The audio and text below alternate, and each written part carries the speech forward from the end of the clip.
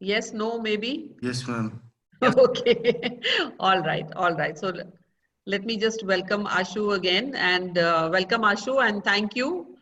Uh, a little brief introduction about Ashu because I am not so sure that you have had any interaction because I think it was the senior batch that went Yeah. through the workshop, right? Yeah. Yes. So these kids haven't met you. Mm-hmm. Uh, Ashu happens to be a doctor. I mean, like she was into her MBBS, finished that, and then she decided that she didn't want to be a doctor or not pursue that profession. So she went to the Indian School of Business to do her MBA. I'm sure everyone knows about the Indian School of Business. Now, of course, it has two branches, and in Hyderabad and Mohali. And I'm actually quite glad, Ashu, that you never became a doctor because you're so into, the more, what shall I say, the creative side of life. You would have been a waste. Not that doctors are not creative, but still, I think you're meant, more meant for these kind of things. And she's written a book on creativity. And last year she had a workshop for our students. She lives in Abu Dhabi. She came down and she did this 1 week workshop. In fact, Ashu, I was thinking, why don't we do that workshop online now?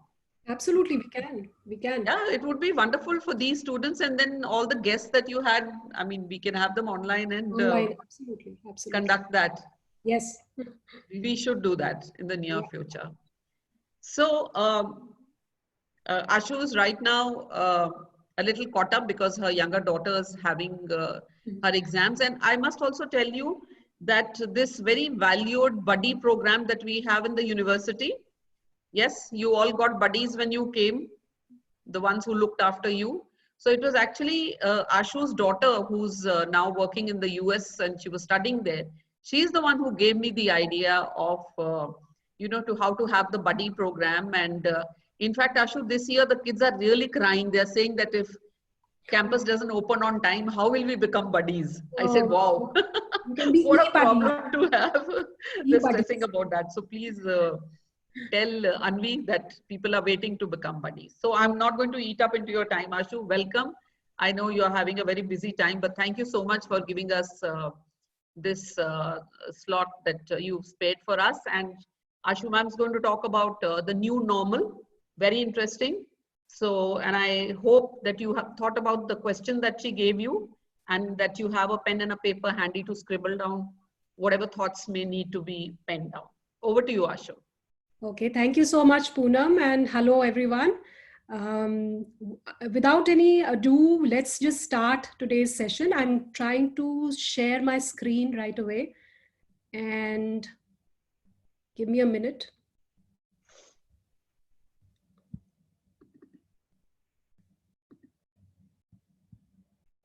Can you see the PowerPoint, Poonam?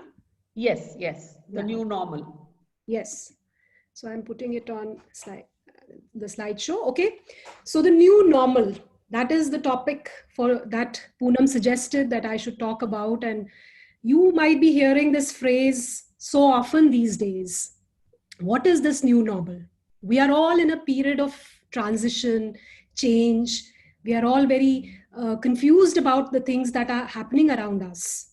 So I thought that, this session should be more about not my teaching you something about what is happening, but more about helping you think about how this new change that is happening around us is going to affect you as a student and maybe a year down the line as a young business professional.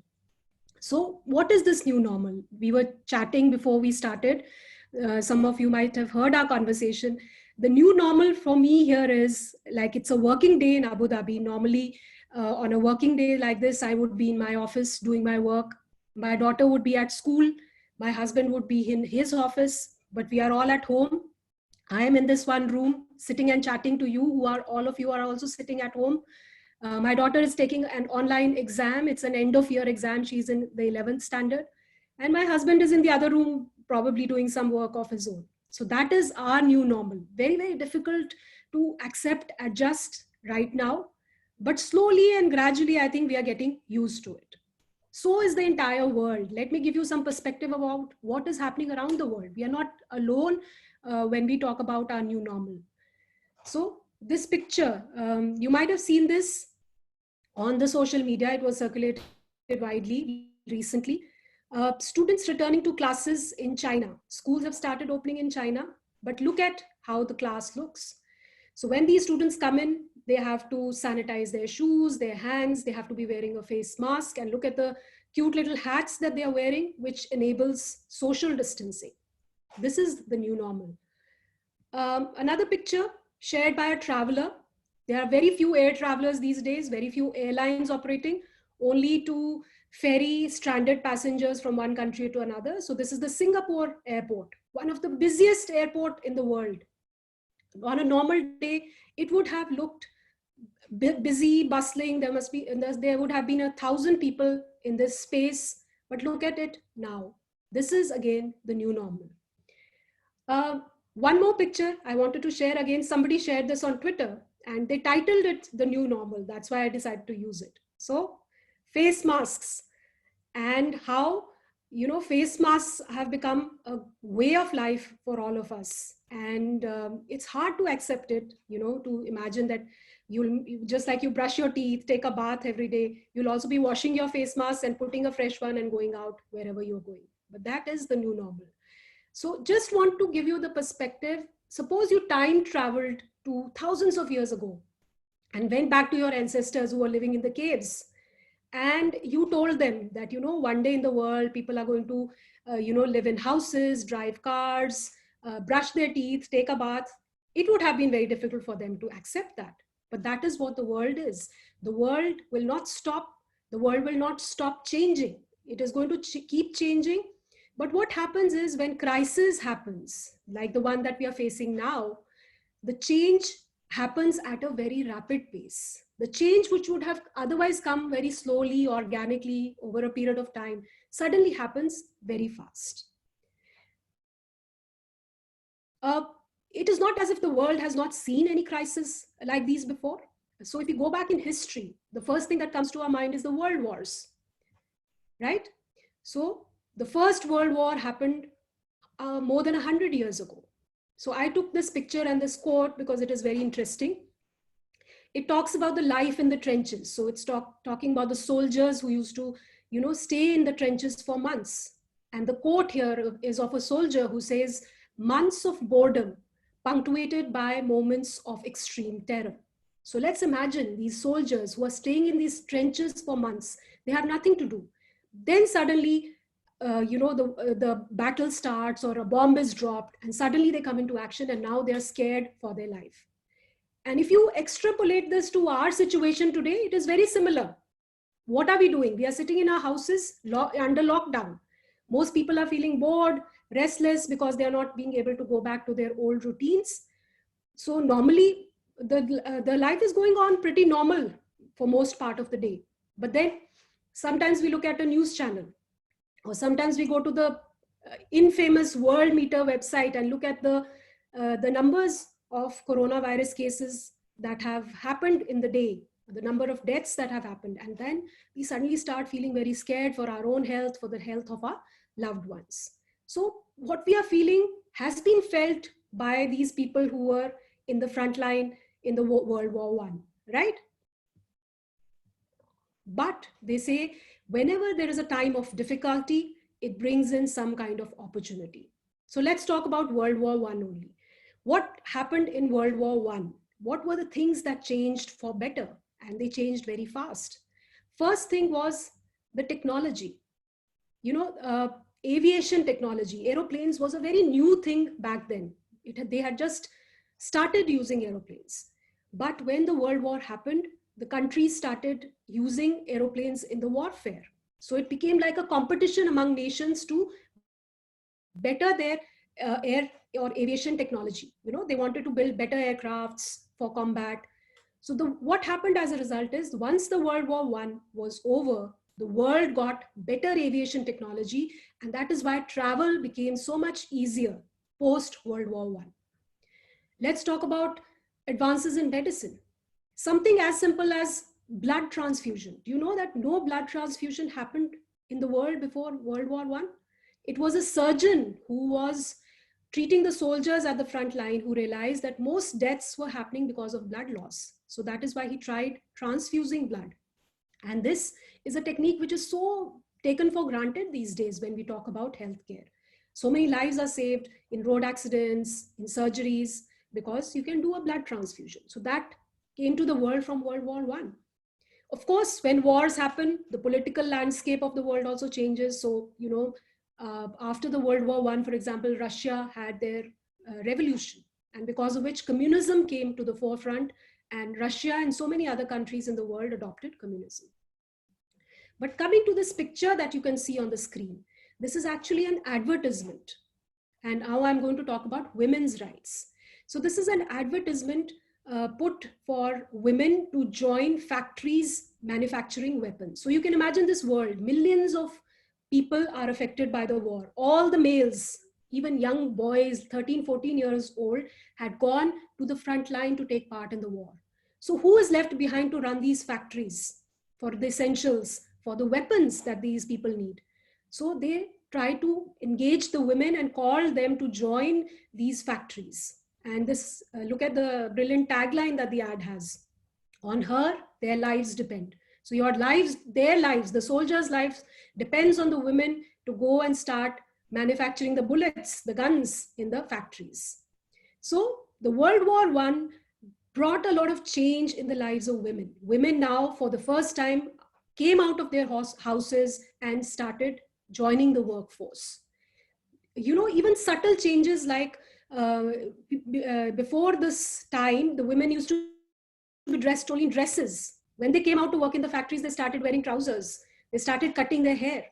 So this women's lib thing, or, if you have girl students here, would realize that the reason why you're studying, the reason why you'd be working in a year's time is thanks to this accelerated change that was brought about by World War I. So if the World War I had not happened, who knows, where would we stand in terms of progress in women's rights? So crises are not just wars. Crises can take various shapes. So some of you might remember, you must have been very young, but you might have read about it later. The financial crisis of 2008, another crisis which shaped the world, right? So anybody here knows what the financial crisis was? Somebody wants to speak? They can unmute themselves and tell me what they know about the financial crisis of 2008. Anybody wants to volunteer? Yeah, speak, please. No, ma'am. So 2008, what happened was it was the financial bubble of the housing department industry crashing, housing bubble, where like one house was given multiple amount of loans, and eventually people couldn't pay up the loans, and the bubble kept getting bigger and bigger. And as like everybody in front of like maybe one house, maybe people had like 5 EMIs to be paid, and that couldn't be done. So yeah, that caused the bubble to crash. Yeah, great. Thank you so much, Saurabh, right? Yes, ma'am. Thanks, Saurabh. So yeah, so like Saurabh mentioned, this was a crisis which involved the banking sector. The banking system around the world collapsed. Loans had been given out, and against, like he said, mortgages for one house, people had taken five loans against it. And now what happens? Fuel prices were rising, salaries were tight, so people were not able to pay back this loan. And because that, escalated backwards, and the whole system collapsed, because banks work by lending money, right? And if that money doesn't come back in time, then they are not functioning properly. So the whole system collapsed. All economies around the world were affected very, very badly by this crisis. So it's been 12 years since the crisis. It happened in 2008. But in these 12 years or a long decade, lots of reforms have happened in the banking sector. We have strengthened our banking system. We have made it less vulnerable, more foolproof, and we have made sure that this does not happen. So crisis can take different forms, but human beings have been able to overcome these crises in different ways. Let's now come to the crisis that is being faced by us today. It is slightly different. It is slightly bigger. It is more unprecedented than any of the crises that we have seen in the past. Let me just take 2 minutes and tell you why. So the current crisis, first thing is the scale. Generally, when wars happen, or even when the 2008 crisis happened, yes, a lot of countries were affected. Generally, the people or the location which has been affected is restricted. So even if there is a war involves a few countries, and the war is happening at a few places, the front line, right? And the lives of other people are not as much affected. Even when the economic crisis happened, life went on. People were affected, people lost jobs, but it was not as if, life stopped for them. But this is a crisis which is of massive scale. Everybody in the world is affected by it. There is no single person who can say, I'm not affected by this crisis. Everybody is vulnerable, and it is around the world. Then I say it is unique in a way that the consequences of this crisis, or the things that are happening around us, are partly natural and partly man-made. Why? Because if we look back into history, which was the major pandemic before this one? The Spanish flu. You have been reading a lot about it. There's a lot of reference to the Spanish flu, which happened in 1920. Imagine the scale of it. They said in 1920, 50 million people died of Spanish flu. Compare it to the numbers that we see of coronavirus. Yesterday, we crossed 5 million reported cases. So just pay attention to the figures. 5 million reported cases, and almost 95% are mild or asymptomatic. It's only the 5% people who are badly affected by it. So compare the scale. Imagine the scale of the Spanish flu pandemic. So we have taken lessons from the Spanish flu, and we said we don't want a situation like this to happen in 2020. And that's why the governments and the health bodies like WHO and all have come into action, and they have recommended that we put in a lockdown, right? So that is a man-made action. The lockdown that has happened has also resulted in one of the effects of this crisis, which is the economy. So economy is getting affected. Everything is closed. Small businesses will not be able to survive. People will not be able to afford keeping so many employees. So people will lose jobs. The economic growth rate is going to be very, very badly affected, and it is going to be around the world. So both natural and man-made, the crisis scale is tremendous. Of course, the effects, one, it is a public health problem. We want to protect people. We don't want people to get sick, to get hospitalized, and we don't want the vulnerable to die. So it's a public health problem. It is an economic problem, like we discussed. It is a problem related to education. Look at all of you. Suddenly you had to leave campus and go and sit at homes. And now we are all trying to adjust to this new normal, which is learning online. And then there is a social angle to it as well.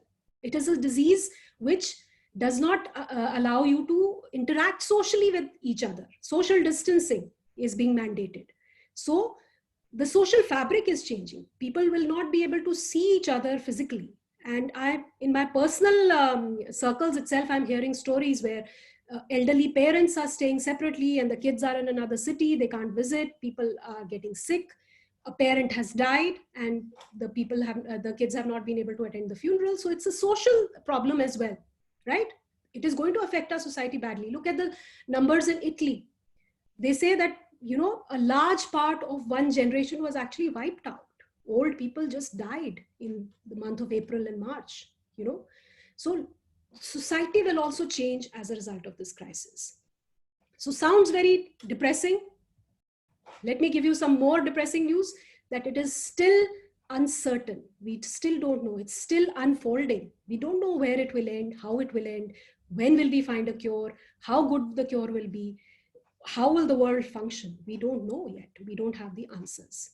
But then there is something good also to ponder upon, which is resilience that the humankind has shown over, if you look at the various crises in the history.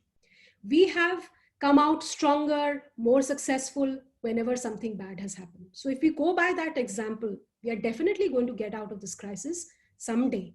How soon, how late, we don't know yet. And that is the reason I'm going to pause here for a second, that I asked you a question. I hope Poonam ma'am shared that question with you, where I said, what is the one thing that you have learned about yourself during this crisis?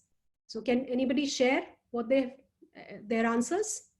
You can unmute yourself and share the answers. Anybody wants to speak?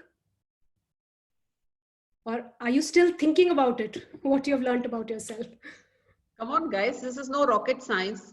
Come Think on. of what you've learned about yourself in these 2 months that you've sat at home. Good afternoon, ma'am. Good morning, ma'am. This is Okay. Pavan Kumar, ma'am. One thing, I mean, the question was really very good. What I learned was, it's quite a bit long answer. It's Just like, cut it short, Pavan. yeah, ma'am, yeah. I thought human race is actually the most superior ones. Like, we have got missiles, rockets, artificial intelligence, computers, and everything. We have, on a noble level right now. But thinking that we are on a superior level, we were kicked out by a nano-sized particle. I don't know if it's pico size as well. I mean, I don't think we are superior actually. Our definition of development, our definition of evolution, our definitions of modifications and updating and upgrading, all these things, I don't think we are that capable enough to predict something, or like we are that capable enough to overcome all of a sudden, like example, like a shock.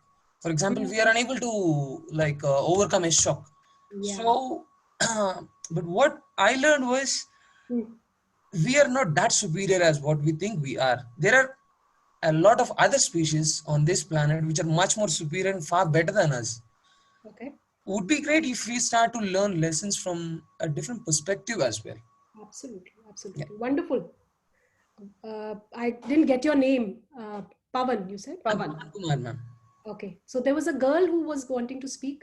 Yes, ma'am. Good Yeah. afternoon. Good afternoon. Ma'am, what I have learned is to remain positive during this crisis, because it's so frustrating. Sometimes you have a lot of work to do and you can't meet your friends, you can't be in the campus, you have to going out. So remaining positive is very important, because if you have positive vibe around you, you can make people happy around you also. So that's what I have learned in this crisis, to remain positive. Great. Thank you. Anybody else? We'll take one more before we move forward. Anybody else wants to share their answer? Come on, please. Like Pavan said, and even Vandana said, like staying positive, even though I feel I'm a very optimistic person, I feel staying positive is a task right now. It's a very big task. And so that is one thing. And definitely like one more thing, like what we are doing as humans. So what realization I got, like, I mean, is it even important what we all are doing as development, and what we say that, we are going further? Like Pawan said, we are not that noble of a species. And that's what everybody has been thinking. But are we actually going in the right direction or not is like something I realized. I didn't get the complete answer yet, but I have this question in my head. Absolutely, absolutely. Wonderful. Thank you. Thank you, Saurabh. So yes, so this has been a time, because we have had so much time on our hands, we are realizing things. We are not as strong as we believe we are. We are vulnerable. We have to, understand that nature is stronger than us. We have also to realize that, but we have no option. Like Vandana mentioned, we have to be positive. We have to make the best of the times that we are going through, right? So now we come to the next part of my presentation, where I'll say,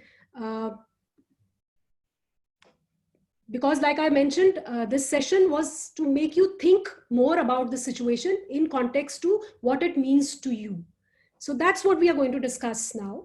So what is going to change? These are very obvious things. You could also have said these because they are very obvious. What will change? Because you're students, the way we learn is going to change forever. The way we work is going to change forever. And the way we connect and communicate is going to change forever. So some broader issues before we go forward. When we talk about learning, online learning, which was always coming up as a trend, is going to get, it is going to become the major mode probably of learning. I am also speculating right now. I can't say for sure. Maybe in a year's time, we'll be back to our old ways, but definitely people will understand the value of online learning. The social distancing angle will obviously also change the way we will think about connecting and interacting with people, and we'll talk more about it. There's a lot of talk about Whether globalization will end and it will become a more focus on localization again, yes, it will happen in some cases. Manufacturing, for example, will be dependent more on local. Even our Prime Minister has said Atmanirbhar. But will it become a less globalized world? In a way, yes. We'll not be able to travel physically to many countries probably for some time, or physically meet the people in different countries for some times, but we will be more connected with people because of technology. That is the broader trends. So let me start about talking a little bit about learning. This poem, most of you might have read in school or otherwise, is by Rabindranath Tagore. What I want to highlight here is these lines that I've highlighted. Where knowledge is free, where the world has not been broken up into fragments by narrow domestic walls. That is what is happening to education right now. What had happened earlier was people had restricted the education into silos, which were the campuses. Now with this crisis, these walls that were built around the knowledge are going to come down crumbling, and knowledge is going to be different. So I have a little cartoon for you. People will be able to do college sitting at home, right? Kids, there's a kid who has downloaded his whole college education on his computer. So our access to knowledge is going to change, because knowledge is going to come online or will happen through the internet. It is going to be accessible to everybody. And more people will realize that they can't now restrict their knowledge to their campuses. They have to give it out to the world. So anybody, anywhere in the world will be able to access the best possible knowledge that can be available at the click of a button.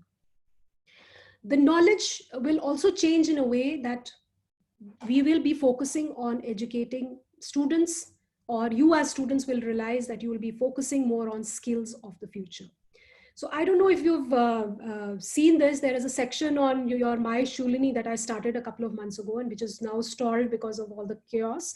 It was called Learning Beyond the Classrooms. I had started the series where we said, you need to, and the series was, the subject of the series to start with was skills for the new decade. So 2020 was the start of a new decade, and people around the world had already been talking that some of the skills of the past are not going to be useful for the future. So what are the skills that are going to be useful for the future was something that I was trying to give some information on in that section. So you will also have to realize that the past skills won't work. You have to look at the newer, the more relevant skills. The knowledge is going to be very dynamic. It's going to change very fast. So you have to keep up with knowledge. Knowledge was always dynamic, but it changed at a slower pace. Now it will happen much faster because the whole environment is changing. The requirement is changing. So gaining knowledge in the future. This is another term that you'll hear very often now, upskilling. So in the past, people used to go to college, take a degree, then go and join a job, and that was the end of it. No, it is going to change. Even at 40, 50 now, you'll have to think about going back to college and gaining more skills. So by going back to college, I don't mean that you'll have to physically go back to college. You'll be able to do it with the use of technology, sitting at homes. So you have to pay attention to this. You have to even if you graduate, after graduating immediately, you'll have to think, what is the new thing that I can learn, which can give me better skills, more relevant skills, improve my employability. Secondly, the knowledge is going to be more focused on transdisciplinary. So even if we talk about the crisis today, look at how the world is solving it. It is not just, like I said, it's a complex problem. It's not just about public health. It's not the responsibility only of doctors. So I'll give you a very small example of a COVID hospital in Himachal, because most of you will be able to relate to that. In Ner Chowk, Mandi, there's a medical college which has been declared as a COVID hospital for this crisis. And one of my classmates is the head of department for medicine there. And we have a WhatsApp group where people talk about it. So there was an interesting conversation happening some days ago where he was asking for advice regarding creating a negative pressure in the ICU there, because that is a recommended guideline to prevent the spread of the virus. So he also told us that he had been in conversation with the people at IIT Mandi to give them a solution for the problem. So this is, even the coronavirus is a problem which has to be solved by doctors, by scientists, by epidemiologists, by engineers, everybody. So whenever now you think of knowledge in the future, you will have to think transdisciplinary. You will have to think of it as a whole, and you have to think of it in various ways or various facets of it. Every problem will have multiple solutions, or at least a problem is like a puzzle piece, and each puzzle piece will require you to have knowledge from different angles. But that said, there will be no place for generalists. So a general MBA, plain vanilla MBA, will not help you. What you will need is specialization. You will have to create a niche for yourself. You will have to say, I am an MBA with a certificate in AI, or I am an MBA HR, but I have done a course in human emotional intelligence, right? So you will have to go deeper into your subject. You will have to upskill more in your subject in order to become a specialist, right? Let's now talk a little bit about, work. So in a year from now, hopefully you'll graduate and will be joining the workforce. How will work change? Again, very obvious things. Work from home. Remote working is the buzzword these days. Yeah, right? And you're getting a taste of it already because you're also working from home when you're studying, right? So work from home, again, was a trend which was on the rise. A lot of companies were already encouraging work from home. They realized that this has value. You know, people can sit at home and do the work. So it might not have happened for people fully working from home. So maybe they are taking like 2 weeks to work from home or 3 weeks to work from home. So that was already happening. Now this will become very acceptable. So earlier it was maybe the technology companies which were allowing it. Now every type of company will allow it. Location will not matter. You can work for a company based in Delhi sitting in Solan. That is going to be a possibility in the future, right? So location will no longer be a barrier. In fact, you will be able to overcome that barrier, which might be an advantage for you. Then another term which you're going to hear more of is what we call as gig economy. Anybody can tell me what gig economy is? Nobody? Freelancing type? Yes, yes. So gig is generally a term which is used by musicians, and when they do a project or when they do a show, they call it a gig. So gig economy is a kind of a labor market where you won't have permanent jobs. So remember your parents or your grandparents, most of them were in the government sector. So they used to join one job and then they used to stay in that job, get promoted, work for 35, 40 years, and then retire from the same position. For the next generation, it has changed a bit. Now people take one job, after 3, 4 years, they move, then they spend 5 years here. This is going to change even further. This is going to change into a situation where people will only have temporary jobs. People will be working as freelancers. They will be specialists in their niche areas who will be hired for projects on temporary basis. So you will have a job for 6 months, then 2 months you might be just sitting at home, and then you'll have a job for another 3 months. So that is how the economy is going to, or the labor market is going to look at more and more. It's not going to be totally that. It's going to be more and more of that.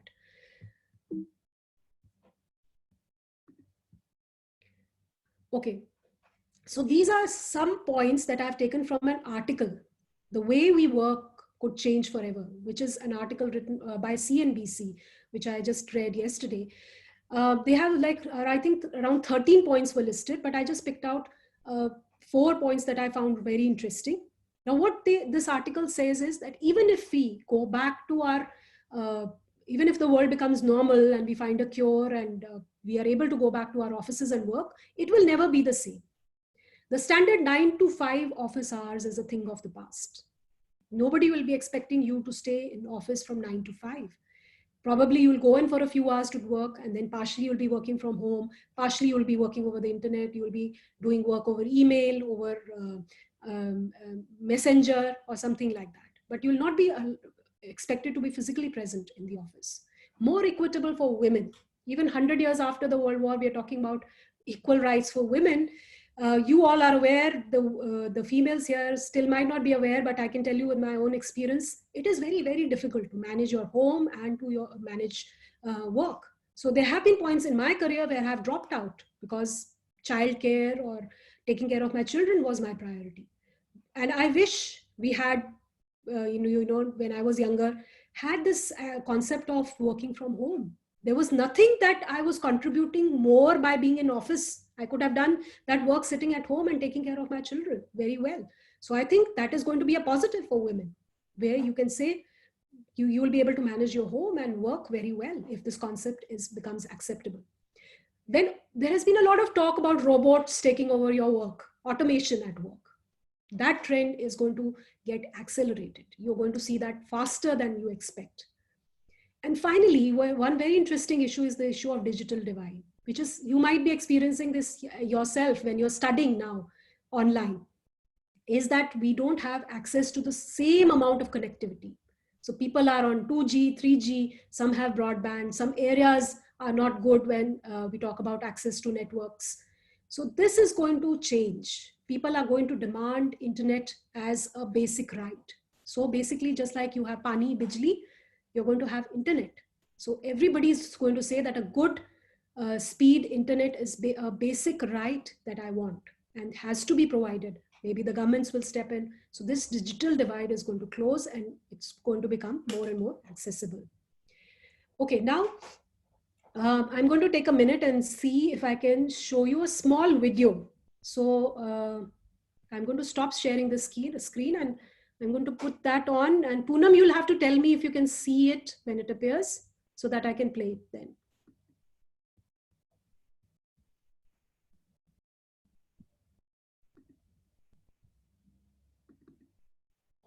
Can you see this? It's visible, ma'am. It's visible? Okay. Okay. But sometimes, like what's happening right now with the coronavirus, today, more and more people are getting the opportunity to work from home, which is great. But sometimes, like what's happening right now with the coronavirus, certain circumstances may actually force people to work from home. And while working from home does come with a lot of perks, you get to work in your pajamas, you have no commute, you get to hang out with your dog. I love you. It also does have some real challenges. Because there's less structure, you may actually work too much and focus too hard and get burned out. What's the answer? The second is actually kind of the opposite. It might just be hard to focus and get as much done as you really want to do. The key to overcoming both of these challenges is to set boundaries around your time and space. So when you're working, you're working. And when you're not working, you're not. Here's how. The first thing you're going to want to do is give yourself a dedicated workspace away from distraction, meaning away from the TV, away from any music or the kitchen. One thing that's really helpful is to be able to shut the door so that you're out of sight. The second thing you want to do is make a schedule and stick to it.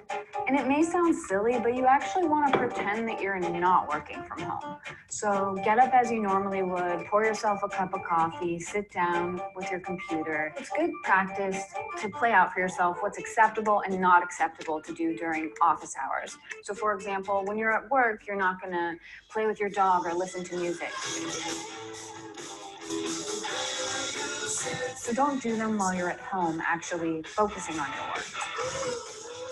Finally, you're going to want to quit at quitting time. Even if you're in the middle of a project, put it down because it'll help you get jump started the next day. Do you want to get me sipping my coffee?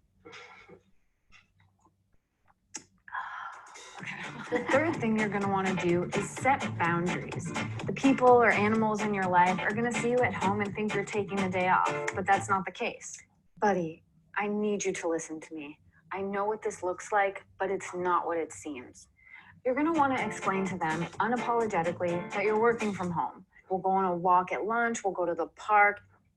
And the more they see you around the house doing your thing, the more they're going to begin to understand that this is your time to focus.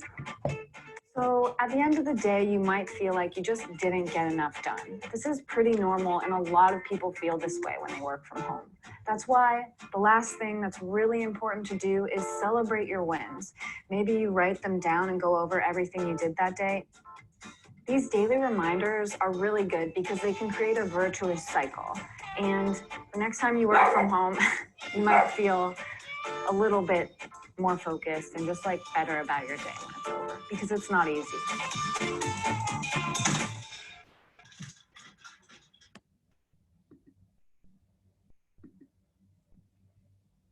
Okay.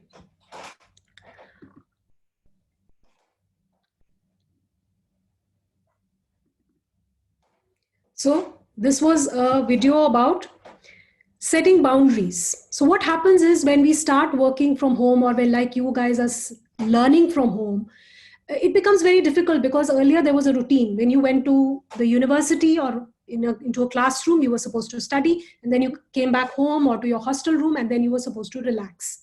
But that boundary has now disappeared. Also, the boundaries related to time have disappeared, right? Sometimes you feel, okay, I'll do something at 7 o'clock in the evening or 6 o'clock in the morning. So the time routine has also disappeared. So when boundaries disappear, you have to sit down and tell yourself that you have to set those boundaries. So there are very good tips in this video. This is available on YouTube. It's called Work From Home HBR, Harvard Business Review. So you can go and have a look to, again, look at the tips that has been offered. In addition to the tips that have been offered here, I just want to mention one thing. See, your generation is very, very, comfortable with using technology. You guys are used to talking to your friends, FaceTiming your friends, posting videos on social media and stuff like that. So it comes easy to you. So the only thing that you have to do, unlike the older generation, which is having problems even adjusting to technology, what you are required to do only is you have to imagine that when you're using technology for work or for studying, you have to imagine in your head that you are physically present in that environment. So for example, if you're appearing for an interview, you have to imagine that it's a physical interview that is happening. Or when you are taking a class, you have to imagine that you are physically present in the class. So the behavior has to be same as it would have been in that real environment. So you have to dress like that. You have to appear like that. You have to speak like that. You have to make sure the other person can see you. The other person can listen to you. So all these things these are just minor things. If you keep that in mind, it becomes so much simpler. And like I said, it's much more difficult for older people like us who struggle with technology, for example. So before we move on to the very last section, little bit about work again, because you'll be joining the workforce soon. What will business look like in the future, right? So it's very, very interesting. Some things are very obvious. We know for sure that the business landscape of the future is going to have technology drive it. Technology will be at the heart of everything we do. Even at this point of time, though we are saying this crisis is still not over, we are still not very certain about what will happen and what will not happen. All of you can predict, I'm sure, what are the sectors that are going to really do well.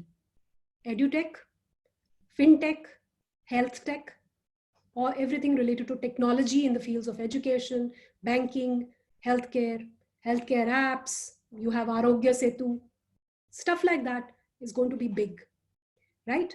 Gaming, that is going to be big. E-commerce was already very big. It's going to get huge. Everything will have an E in front of it. You want to order food, you want to do shopping for clothes, everything is going to happen online. So these are the sectors that you should be looking at when you think of starting to work. Another very broad, a more strategic thing that will happen when we talk about businesses is two things are going to happen. One is, both are going to be driven by technology. So one is when we talk about big corporates, like the big names, Google, Facebook, Amazon.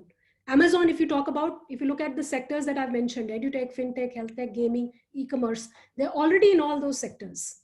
So everybody, all these big names are going to expand horizontally into new lines of business, making use of the technology platforms that they already have. So if you've been paying attention on Facebook, the day before yesterday, Mark Zuckerberg announced Facebook Shops. What is that? He's allowing small and medium-sized businesses to open their online shops on Facebook. So Facebook is entering retail, e-commerce. So you can see that happening already.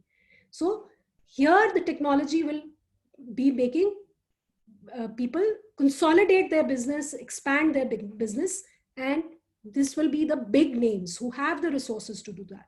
On the other hand, we'll have small and medium-sized businesses What will happen is, even if they were trying to compete and trying to become another Amazon, now it will not be possible. What they will have to do is they will have to again base their strategy on technology, but this time the technology is going to fragment their businesses. So they are going to have to let go of a lot of business lines, and they're going to have to focus on special areas, niche areas. So imagine a company which wants to do e-commerce but cannot compete with Amazon, but they specialized in the payment gateway. So they're working on a radical technology which will radicalize the payment system for online shopping. So if they specialize in that, they will be able to go to Amazon. So there'll be synergies between the big corporates and this fragmented economy. There'll be synergies. Even the big players will be looking for specialists from this gig economy. So this will be the gig economy. Special areas where you will be given projects by these big corporates. So synergies will happen. But ultimately, even in the gig economy or the big corporates, who will be able to survive? The people who will be able to survive will be the ones who will be thinking of new ways to deliver more value to the customers. So this is a valuable framework that I just happened to read somewhere. Very good to keep in mind when you're thinking about the industries you want to join, the kind of jobs you want to take, the kind of knowledge you want to gain to upskill. You must keep this in mind. Okay. Lastly, I want to talk about a little bit about how we are going to change our social interaction and networking. So when we talk of ourselves as business professionals, networking, connecting with real people is very, very important. You need to have mentors, you need to have connections who will guide you through your career. So what happens? How do you do this in this situation where you are like locked down in your house? And probably social distancing will continue for a long time, or a lot of stuff will go online. There again, I would recommend, because you guys are so comfortable using social media, the power of social media to interact is huge. So I'll just give you a small example. There's going to be a webinar tomorrow, for example, or I've been bringing in some guests for the Yogananda series that some of you might have watched. I can tell you that all the guests that I have brought on those webinars are people that I don't know personally. Some of them I have not even met personally. All of them I connected through social media. So social media is very powerful when it comes to networking. But you will have to have a strategy for it, and an out-of-box strategy. So you will have to you'll have to understand which is the area that interests you. Suppose you want to know more about AI.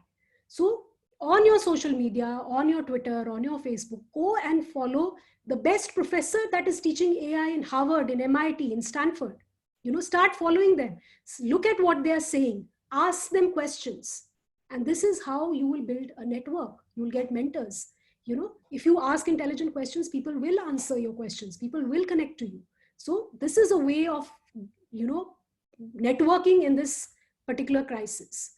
So choose a new niche area, understand what interests you. You can't be, asking Amitabh Bachchan and Shah Rukh Khan will not help you. If you ask, you might be following the hashtag #AskSRK, where he has a lot of fun. That is all good, but you need to decide which is the area that interests you, and then you have to go and ask the specialists in that area questions. Being on social media and following the right influencers and the knowledge experts also gives you a very, very good feel of the trends and patterns in the area that you're interested in. So choose a niche area, use an out-of-box approach for networking and social interaction.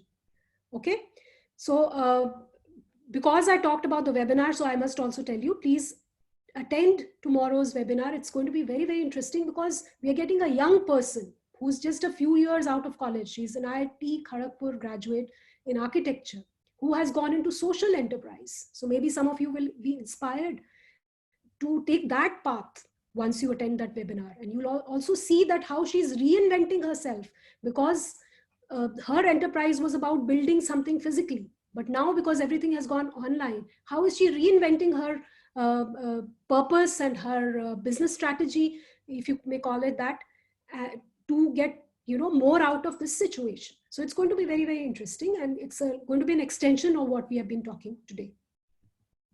So lastly, I want to share this doodle. I'm very proud of it. I made it yesterday, and I was having this thought yesterday and shared it across the social media also. So this is my original quote, and my husband says, put your name here so that people realize that this is your quote and your doodle. So what keeps you afloat will help you rise. So crisis, like I said, like we said, this session is more about getting you think about what it means to you. What are the things that are keeping you sane? Somebody mentioned being positive. Somebody said feeling vulnerable. So think more about these things, and then you'll realize what is it that is keeping you positive? What is it that is keeping you more productive in this period of time? And those are your strengths. Once you have realized those strengths, when the environment becomes more conducive, or even if the environment doesn't become more conducive, you can capitalize on those strengths. So, that question that I asked you, what have you learned about yourself? So, it might have been a simple thing that I love my family a lot. Or it could have been, I hate my family, I don't want to stay with them. So both of these things will help you realize, where do you want to go in life? Maybe you want to stay closer to your parents. Maybe you want to do something which involves your family in it. Simple things like this. If you pay attention to how you're feeling, that is very, very important. You realize what are your strong points, what are your weak points, and then you note down these strong points and use them to be successful in life. Lastly, I want to end with this slide, which is like excerpts from a speech which Bill and Melinda Gates have given to the class of 2020. So obviously they've not been able to physically go to a campus to give this graduation speech, but they've just written generally to all students in the US who are graduating in 2020. And I've picked out some things, and I'm going to just speak the gist of it. What they're saying is, whatever you choose to do, whatever you choose to be, you can participate in making this world a better place. We all have to realize that you have a role to play. Everybody has a role to play. So we are talking about a world in crisis, but we are also talking about a world which has overcome so many crises in the past. So we have inherited a world which was, he says, rebuilt after a war, which has defeated smallpox, where we have worked hard to overcome poverty. We have pulled out 1 billion people are over the poverty line. And this, he says, or they say rather, has not happened by accident, or it is not like fate, ki haan, ye, jo Bhagwan karega, wo hoga. It's not like that. It was because people like you, young people like you, made a commitment that we are going to play our role. Whatever we are going to do it the best. And this session was actually also because, it's not just you who are feeling confused and sad and uncertain at this point of time. Even our generation, which is older, is feeling a little, lost, because suddenly we feel that we are not in control. So it is also an appeal to you, the younger generation, to step up, because it's going to be you who are going to make this new world, which is going to be different, because they say it's like 1 in 100 year crisis that we are going through right now. So your generation will be the one which will see us through, which will take us through this, and will hopefully lead us to a much better place. The world is changing.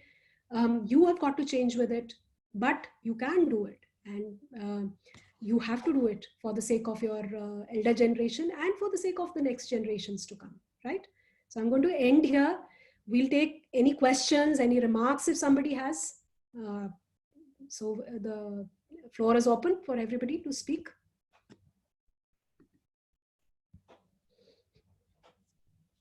Any questions?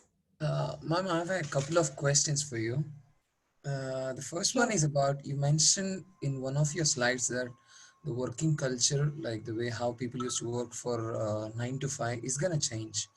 And you also mentioned somewhere like people are going to work for a couple of hours in the office and then go back home, work from there as well. And you also said you'll be working online for the companies, somewhere like the gig economy, as what you said, like the freelancing or the part-time economies. Like I used to work for one company, like as a part-time itself. I used to work as a transcriptor for them and like the voice recording things, and also as a translator to Spanish language. The thing what happened was, like for a couple of months they used to pay me well, but thereafter there were a lot of problems with the salaries, and like sometimes the companies didn't even pay us. Actually, it was not just a problem with me. There are like quite a lot of companies online, And I mean, my father is also a businessman. But when I told him this idea that like this is what's happening online, he just gave me a very big slap on my face and said that just don't work online. I mean, that's he just said. I mean, I can't use the word of that. He said it's bogus. Just don't work online. Why do you want to waste your time for like? Because in India, it's like online is bogus for us. How can we overcome that one when you say we are going into a future where working online from home is the only solution available for us? Aren't there any other solutions, ma'am? What do you think about it? So basically, there are two things about it. One, you don't really have to do anything about it. It will happen naturally. What will happen is the bigger companies who are right now looking at, you know, the traditional way of doing things, they will change the way they work. So it will happen automatically for you. What you can do is, on your part, you have to become a specialist. You have to become so good in what you do that people will reach out to you. And the second thing that you need to do is probably build a brand. So I think Kuldeep is here, Poonam is here. We should work on telling these kids how to build a personal brand, you know, how to reach out with a personal brand. So how do you build a you know, your social media profile, or how do you build a simple website which informs people about your work, and how can you promote it, and how can you reach out to the best people who will value your work? So maybe what you have been doing is, yes, there are 101 companies. So let me tell you, these companies who have been working like this will not survive this. The ones that will survive will be the ones that will work online and will value your good work, provided you're doing good work for them. So that is what is going to happen. So remain optimistic, work on your skills, choose your specialization and niche, and also educate yourself and how can you build a personal brand if you want to freelance in the future, right? So those are the things that you can take care of. As far as your father is concerned, I'm sure everybody will, like I mentioned, older generation started one job and they thought that that was the best government job. That was it. That is changing. That is changing. I can give you a personal example. My brother works in a tech company and he works from home, and my parents now are staying with him. So my father gets very restless when he doesn't go for work. He feels as if he's not working the day he's working from home. He says, what is this? What kind of work is this that you can do from home? Not realizing that he'll probably be doing more work when he's working from home, when he doesn't have to waste 2 hours driving to work and coming back after that, tired. So this is how the things will change. It will change. You know, otherwise it would have changed slowly. Now it will change much faster. It'll change faster, and the mindset about online work is going to change also, because it's going to become a part of your life. Like she said, the new normal is going to, it's no longer that the small companies will be doing online, rest everybody. So I don't think it's ever going to go back to the same. Anyone else, please go ahead with your questions. But just one more, ma'am, here itself. Pavan, please, let's just check if anybody else wants to ask. Otherwise, you go ahead. Yes, ma'am, I have a question. Yeah. As we are leading to a digital world now, so does India has the potential to deal with the cyber crimes that are online? Means the data is secure, means we should be being taught about some cyber, how to deal with. So it was just. I mean, so that can be one specialty that you can focus on. You know, cybersecurity is going to be huge. So maybe you want to go and do a specialization in cybersecurity. I'll not be able to answer that question because my knowledge in that area is zero.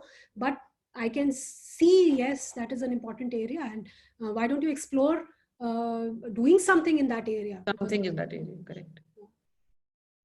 Okay. Somebody else was speaking, I think. Yeah, please go ahead. Whoever wants to ask. Meghna has written a question, ma'am. Yeah, okay. Sure. Yes, Kuldeep. Chat. So she says, ma'am, as you told that education is going online.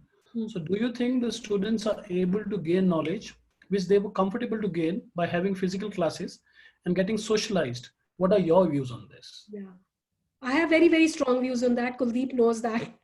And I feel that people don't understand, but online we have so many tools that can help you, you know, have a kind of social interaction which will be different from your physical interaction that you had. That has its own charm, and but given the circumstances, there are lots of tools for you to collaborate and interact online. Look at all of us. How many of us? 166 of us in the same Zoom meeting, and we are having a chat. We are kind of interacting with each other. So technology will make it possible, and it will get better. And we are working a lot on improving our online education, even at Shulini. As we speak, absolutely.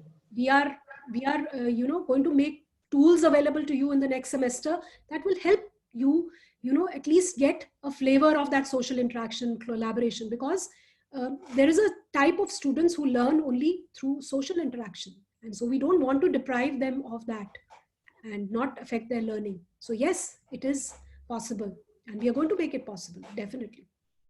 Ma'am, Diksha has a question, and I think you are the right person to answer that with your knowledge convergence in being an MBBS, being an author, and being a management person. She says, would this working more and more on technology, will it lead to health issues? Yes, and that is why there are so many guidelines which are coming about the amount of screen time. You saw in the video also that you have to structure your time. You have to limit your time. You have to understand that, even in physical offices, there were guidelines where said you don't have to sit in one place for a long time. You don't have to stare at the screen for a long time. So you will have to think of ways where you can work by being off screen as well. You can do a lot of work by being off screen as well. Pick up a pen and paper, go back to the old ways also. So you don't need, so just to give your eyes, your neck some rest. Also, investing in good, equipment will be very important. And one trend that I missed out on that slide, working from the future, was people are mentioning that companies might start giving you home office stipend. So when you get your salary, there might be a component which says, here is some money for you to invest in a good table, chair, or maybe a good computer screen, anti-glare, stuff like that. They'll give you allowances for that in the future. That's what they're anticipating. The last question, ma'am, maybe the HR jobs. So will they be affected? So this is a question by Naveen. Yeah, HR jobs as we know them probably might get affected. I also mentioned it, like if you are doing an MBA with an HR specialization, you probably now want to think out of the box.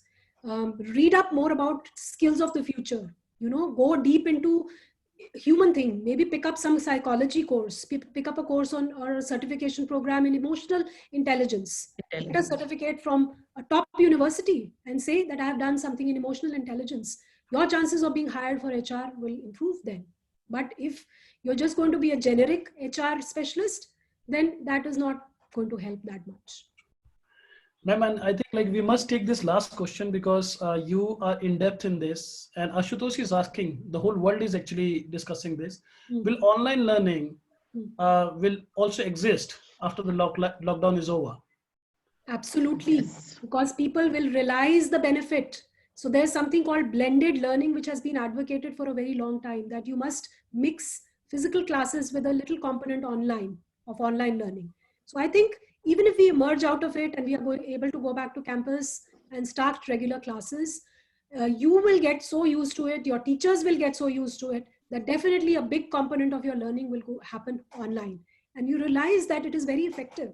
It is going to happen.